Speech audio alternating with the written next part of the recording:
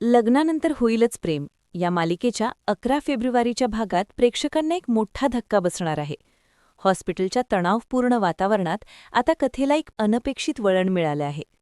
हॉस्पिटलमध्ये जीवा, नंदिनी, रम्या आणि पार्थ सर्वजण चिंतेत असताना पार्थ मात्र आपल्या निर्णयावर ठाम आहे. तो आत्मविश्वासाने म्हणतो, काव्या शुद्धीवर येणारच आणि ती तिचा पेपरसुद्धा देणार. मी स्वतः तिला परीक्षेला घेऊन जाणार. पार्थचा हा विश्वास त्याच्या काव्याप्रती असलेल्या प्रेमाची साक्ष देतो. दुसरीकडे आयसीयूमध्ये काव्याच्या डोक्याला गंभीर दुखापत झालेली असून ती बेशुद्ध आहे. तिच्या उशाशी बसलेला पार्थ अत्यंत भावूक होतो.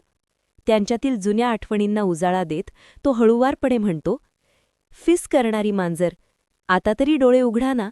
बघा, तुमचा ओजीबोका आला आहे. तो आता तुम्हाला सोडून कुठेही जाणार नाही. पार्थची हाक ऐकून काव्या हळूहळू डोळे उघडते. आपल्या लाडक्या काव्याला शुद्धीवर आलेलं पाहून पार्थचा आनंद गगनात मावेनासा होतो. तो तिचा हात हातात घेऊन आनंदाने ओरडतो, डॉक्टर, बघा, काव्या शुद्धीवर आली आहे. पण हा आनंद क्षणभंगूर ठरतो.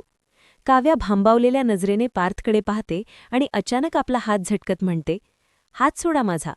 पार्थला मोठा धक्का बसतो. तो गोंधळून विचारतो की ती असं का वागतेय. तेव्हा काव्या विचारते तो काळजाचा ठोका चुकवणारा प्रश्न, पण कोण आहात तुम्ही? काव्याची स्मृती खरोखरच गेली आहे का? आता पार्थ तिला कसं ओळख करून देणार? हे पाहणं आगामी भागात रंजक ठरेल. आणि इथेच हा प्रोमो संपलेला आहे. भेटूया पुढील भागात. तोपर्यंत नमस्कार.